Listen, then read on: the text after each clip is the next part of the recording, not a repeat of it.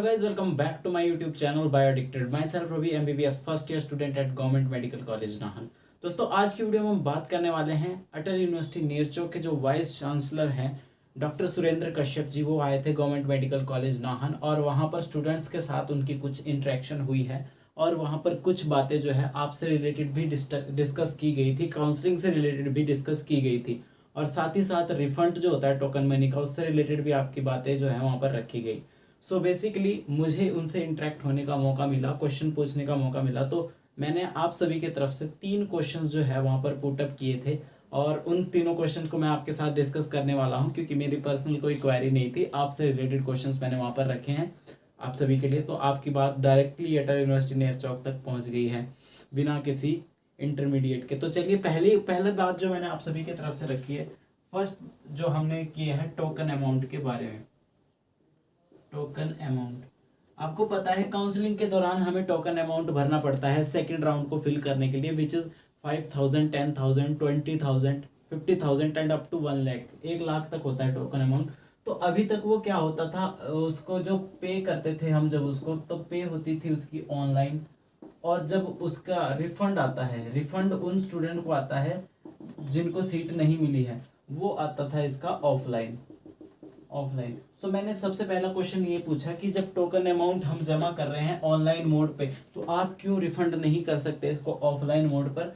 सो ये क्वेश्चन उनको जायज़ लगा और उनकी तरफ से हमको रिप्लाई ये आया है कि हाँ, ये कहीं ना कहीं हमारी वीकनेस है कि हम इसको ऑनलाइन मोड में नहीं कर रहे हैं।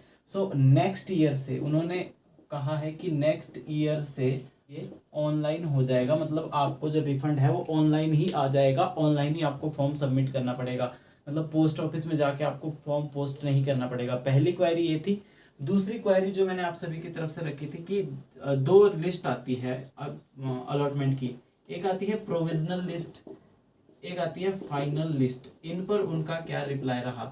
देखिए, कुछ स्टूडेंट का क्वेश्चन था कि भाई प्रोविजनल लिस्ट में कई बार नाम होता है, किसी स्टूडेंट का सेकंड में हट जाता है तो वो काइंड ऑफ हर्टिंग लगता है। तो उनकी तरफ से उन्होंने कहा कि प्रोविजनल लिस्ट और फाइनल लिस्ट हम इसलिए जारी कर रहे हैं कि प्रोविजनल में कई बार मिस्टेक रह जाती है तो हम उसको फाइनल में सही कर सकें।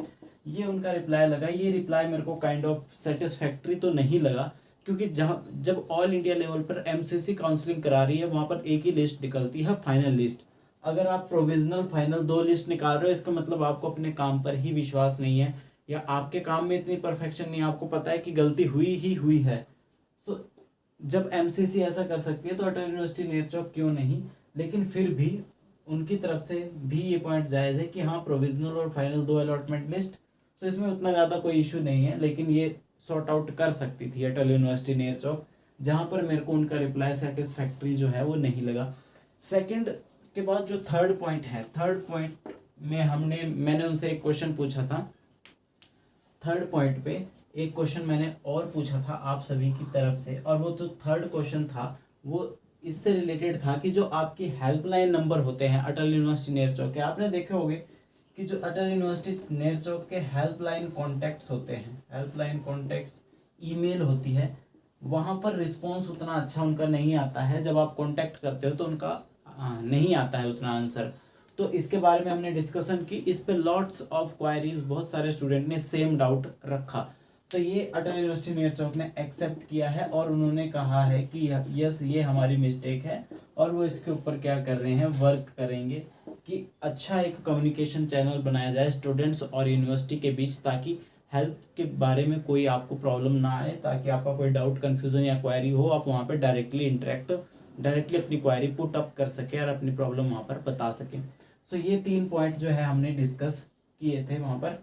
उसके अलावा वहाँ पर और भी बातचीत चली थी। फोर्थ पॉइंट, एक और बातचीत जो हमारे टीचर्स वगैरह ने क्वेश्चंस पूछे थे कि जो मेरिटोरियस स्टूडेंट होते हैं हिमाचल प्रदेश के मेडिकल फील्ड में, तो उनको आपको गोल्ड मेडल्स देने चाहिए। तो इसके ऊपर भी बातचीत हुई थी, गोल्ड मेडल के ऊपर में, gold medal to the meritorious students, इसके ऊपर भी बातचीत की गई थी। और जो ये गोल्ड मेडल जो मेडिकल स्टूडेंट्स को दिए जाएंगे, अब उस पर एक बात और चली थी कि फिजियोलॉजी, एनाटॉमी और बायोकेमिस्ट्री में जो डिफरेंट वो होंगे, उसमें भी डिफरेंट उसमें गोल्ड मेडल्स जो है वो दिए जाएंगे।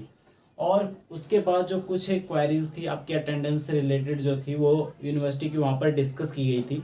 तो ये सारी बातें जो है इस इंटरेक्शन में हमने की और मेरे को उनसे लाइव इंटरेक्शन होने का मौका मिला, तो बहुत अच्छा लगा। वैसे वो बहुत अच्छे किस्म के इंसान है, उन्होंने बहुत सारी क्वायरीज हमारे ऊपर ली हैं इस कॉलेज में।